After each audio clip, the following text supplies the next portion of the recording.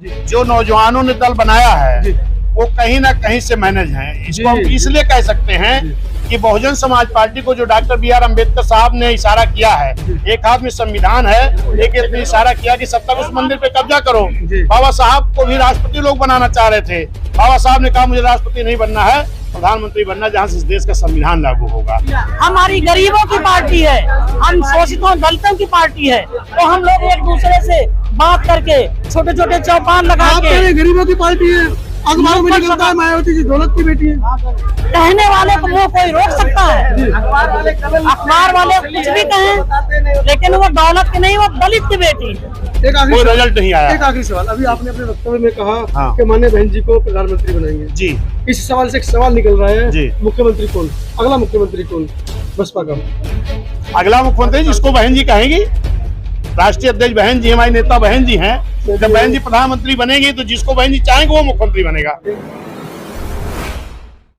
आज विश्वनाथ पाल जिनको बहन जी ने प्रदेश अध्यक्ष बनाया है, उनका प्रथम आगमन हुआ है उनके गृह जनपद अयोध्या में। अयोध्या मंडल अब हो गया है ये।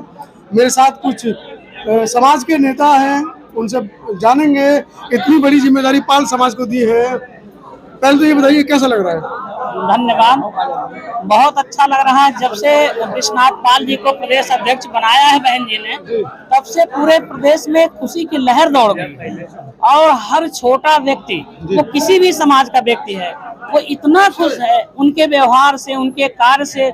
वो इतने कर्मठ और इतने ईमानदार कार्यकर्ता थे और आज बहन जी ने उनको पूरी प्रदेश की कमान संभाल दी। पूरे प्रदेश की कमान बहन जी ने उनको थमा दी है। पाल साहब ने अपने वक्तव्य में कहा कि वो सेक्टर के एक छोटे से पद से आज प्रदेश अध्यक्ष के पद पर पहुंचे हैं।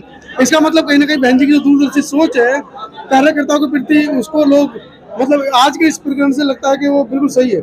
ये हमेशा से सही था, उसके बावजूद लोग बदनाम करते हैं। ये तो लोगों की फितरत है जी।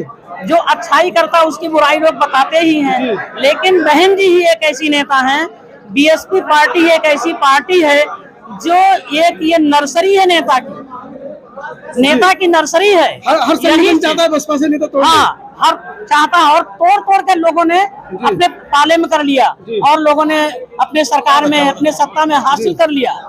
और हमारे पाल साहब इस समय जो प्रदेश अध्यक्ष हुए हैं, जो खुशी की लहर है वो वोटों में परिवर्तित होगी। आने वाला समय निकाय चुनाव देखने को मिलेगा। जमीन पर क्या काम? जमीन पर तो बहुत काम कर रहे हैं। वो तो जब से पार्टी में तब से जमीन पर ही जुड़े हैं। माननीय काशीराम साहब मुख्यमंत्री बना गए, 200 पार आप लोगों ने रिकॉर्ड तोड़ा। उसके बाद पिछला रिकॉर्ड भी आपको पता है 200 से 19 पहुंचे। उसके बाद पिछला भी रिकॉर्ड आपको पता है कि 1 पर रह गए। इस बार क्या जमीन स्तर पर कार्यक्रम हो, कैसे आप इस पूरे समीकरण को बदल पाएंगे? तो पिछली पार्टियों का भी तो, भाजपा का भी तो यही हाल था पहले जी, लेकिन वर्तमान में सत्ता पर है ना, तो कोई बात नहीं, तो हम भी सत्ता में आएंगे। अच्छा, एक चीज आने वाले समय में हम सत्ता में आएंगे। एक चीज देखी जा रही है कि सत्ता पक्ष से मीडिया सवाल नहीं पूछ रही है, विपक्ष से सवाल पूछ रही है। विपक्ष से इसलिए सवाल पूछ रही है कि सब विपक्ष को कमजोर समझ रहे हैं। सत्ता पक्ष से कोई बात नहीं करता, सत्ता पक्ष की मीडिया सत्ता पक्ष की बात करती है, वो हमारे विपक्ष की बात नहीं। आपका मीडिया नहीं है, आपका अखबार नहीं है, कैसे आप दिन दिन तक बहन जी की नीतियों को, बसपा की नीतियों को अपने एक दूसरे से माउथ मीडिया से पहुंचाते हैं। हमारी गरीबों की पार्टी है, हम शोषितों दलितों की पार्टी है, तो हम लोग एक दूसरे से बात करके छोटे छोटे चौपाल लगा के। गरीबों की पार्टी है, अखबार में निकलता है मायावती जी दौलत की बेटी है। कहने वाले को वो कोई रोक सकता है? अखबार वाले कुछ भी कहें, लेकिन वो दौलत की नहीं, वो दलित की बेटी है।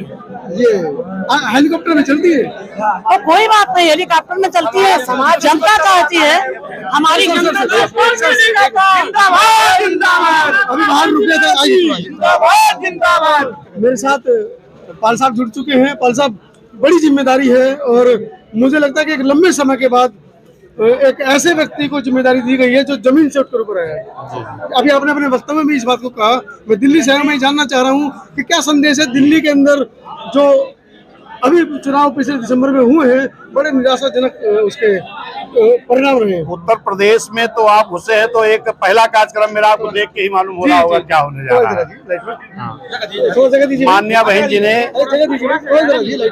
जी ने जो आशीर्वाद दिया है ये निश्चित है कि पूरा कार्यकर्ता उत्तर प्रदेश का उत्साहित है और रिजल्ट सामने आएगा आपके क्या होने। मैं निराशा के भाव यहाँ पर उत्पन्न नहीं करना चाह रहा हूँ, क्योंकि समाज को डिमोरलाइज करने के लिए बहुत सारे लोग लगे हुए हैं, सैकड़ों मीडिया कर्मी लगे हुए हैं। मैं तो मात्र ये जानना चाह रहा हूँ कि दिल्ली की तर्ज पर यूपी का हल तो नहीं होगा?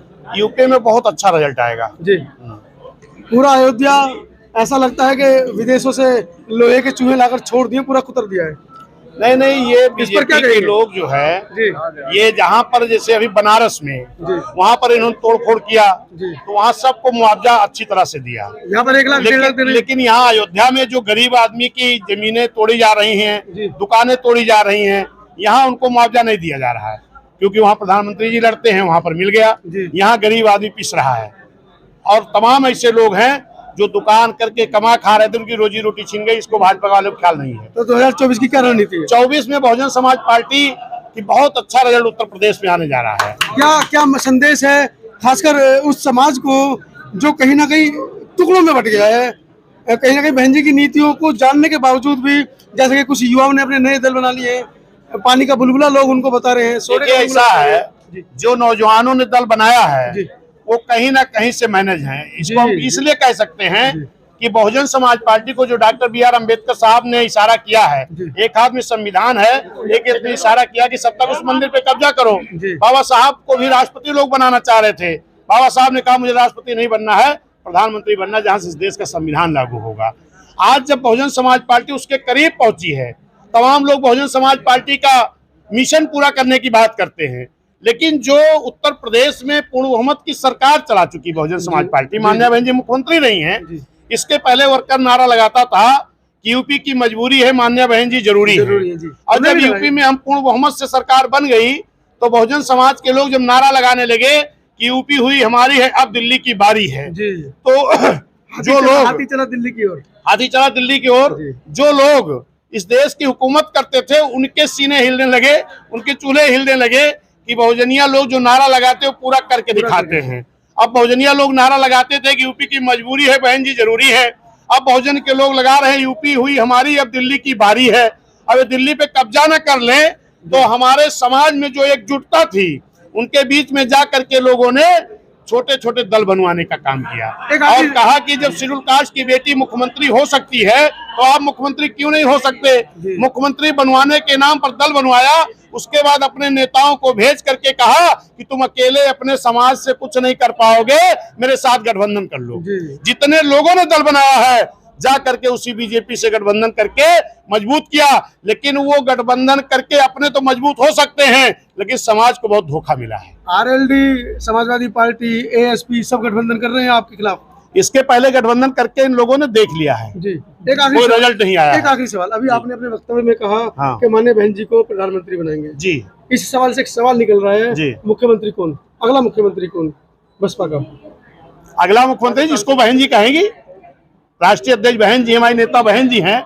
जब बहन जी प्रधानमंत्री बनेगी तो जिसको बहन जी चाहेंगे वो मुख्यमंत्री बनेगा। एक बड़ा सवाल निकल कर आ रहा है, समाज की ये अपेक्षा भी है कि अगर बहन जी मुख्यमंत्री पद की दावेदार है तो प्रधानमंत्री पद की दावेदार है, माफ कीजिएगा, प्रधानमंत्री पद की दावेदार है तो मुख्यमंत्री पद का चेहरा कौन होगा? इस सवाल को मैं यहीं पर छोड़ रहा हूँ और बहुत बहुत धन्यवाद आपको, आपको बधाई, पूरे पाल समाज को बधाई कि बसपा के साथ जड़ से वो लगे हुए हैं।